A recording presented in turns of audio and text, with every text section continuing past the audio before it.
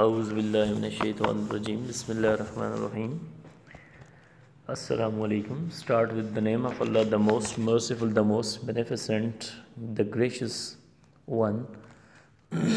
Dear second year students, जैसा कि आपको मालूम है कि आज हमारा शेड्यूल के मुताबिक हमने जो पोएम रिवाइज़ करनी थी क्लास में, that was unit 6.3 and the poem was once upon a time by Gabriel Okara. बेटा, before going to the paraphrases, I would like to give you some background of this poem, of these stanzas, so that you may have a better understanding of these stanzas. First of all,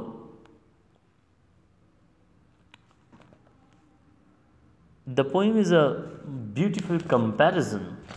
ये बड़ा comparison है olden days में और present time का. यानी the poet compares the olden days and with that of the present time, and then he compared the people attitude, behavior of the people, how they used to be in the past and how they are now, and he gives us a lot of examples. He just narrate a lot of things to us, that how people used to be in the past and how they are now in the present.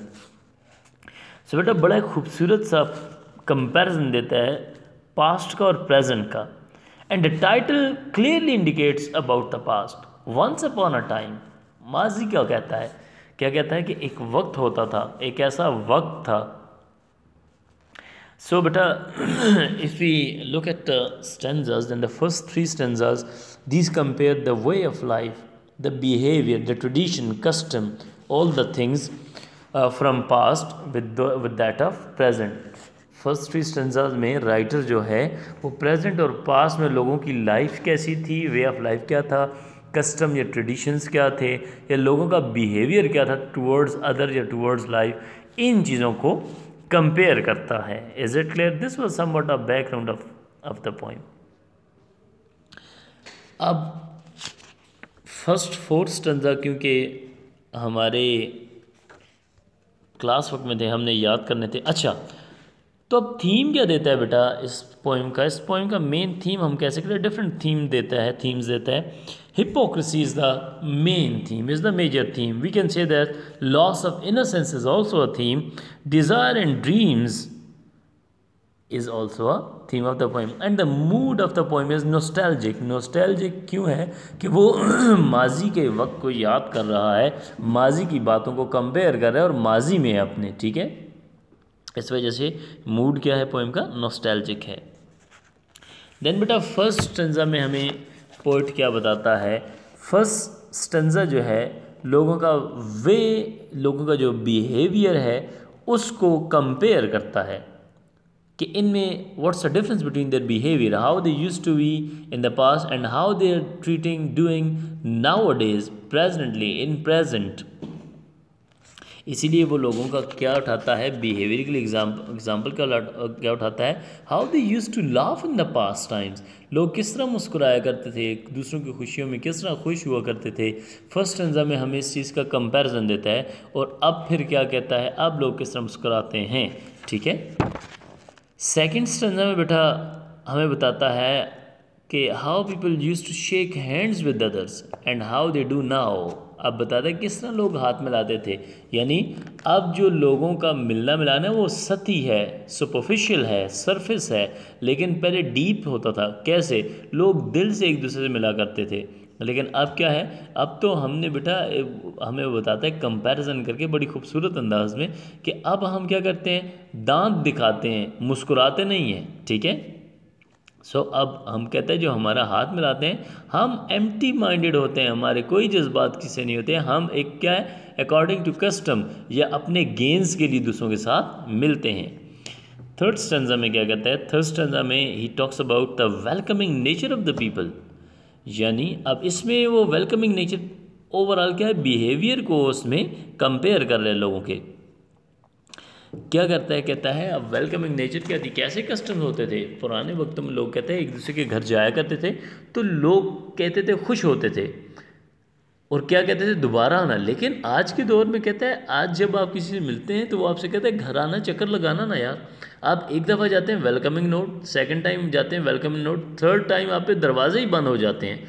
यानी अब क्या है, all things are superficial, all things have become fake, people have become now fake, they don't have original feelings, they don't have original words, they don't have emotions, okay, they are lacking their emotions, they are lacking those feelings that used to be in the past। जो माजी में हुआ करती थी वो feelings नहीं है लोगों में, वो इमोशंस नहीं है, वो जज्बात नहीं, वो पैशन नहीं है, वो इस किस्म की वो चीज़ें अब नहीं रही। सो इन 3 स्टेंजाज में ये 3 चीज़ें हमें कंपेयर करके बताता है। तो बेटा लास्ट 2 स्टेंजाज में हमें वो बताता है व्हाट ही हैज़ लर्नड। अब उसने सीखा क्या है कि कैसे अब लोगों को टैकल करना है। कहते हैं मैं इस दौर में रह के, इन लोगों के साथ रह के अब मैंने भी ये चीज़ें सीख ली हैं। अब कैसे सीखी वो बताता है।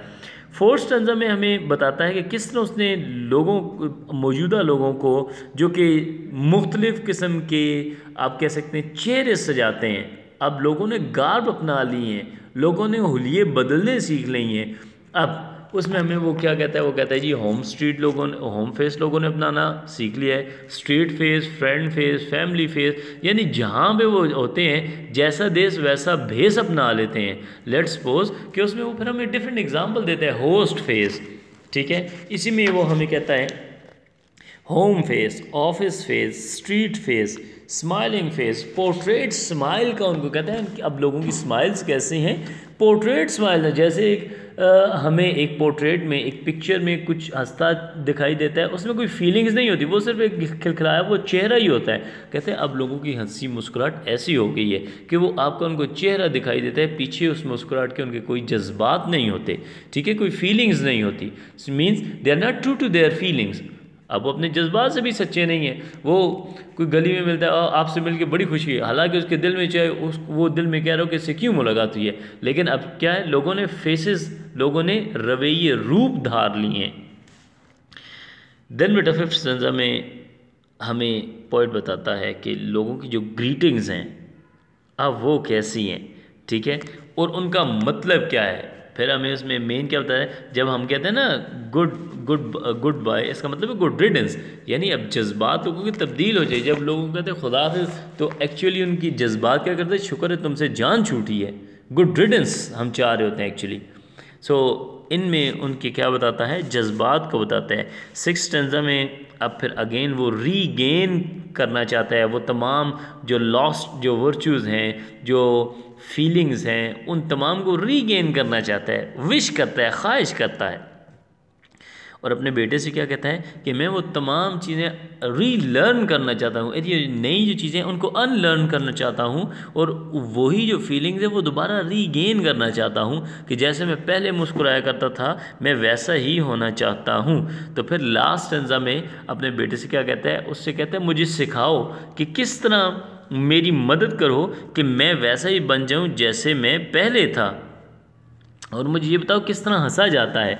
यानी अब उसको उसकी एज में बता रहा है, कहता है अब लोग जो फेक हो चुके हैं, अब लोग जिनको मुस्कुराने का फ़न भूल गया है, अब लोग जो हर एक चीज़ अपने गेंस के लिए करते हैं, उनकी प्रायोरिटीज़ उनके गेंस होते हैं, इन चीज़ों को कहते हैं मैं अनलर्न करना चाहता हूँ, इनको भूलना चाहता हूँ, और वो जो पहली कैफियत थी जैसे लोग मुस्कुराया करते थे मैं वो दोबारा रीलर्न करना चाहता हूँ। So this was the point बेटा। लास्ट आंसर में वो अपने बेटे से कहता है कि मेरी मदद करो, मुझे दोबारा तुम हंसना सिखाओ जैसे तुम हंसते हो, जैसे मैं हंसा करता था जब मैं तुम्हारी एज का होता था। सो ये बड़ी खूबसूरत सी पॉइंट है बेटा।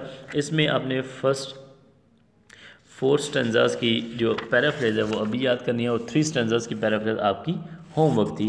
सो आज आपने ये पैराफ्रेजेस कंप्लीट करनी है। अगर आपको कोई इशू आता है, कोई प्रॉब्लम आता है, तो आप मुझसे कमेंट्स में पूछ सकते हैं। I will be there to assist you till our further lecture. Take good care of yourself. अल्लाह हाफिज़।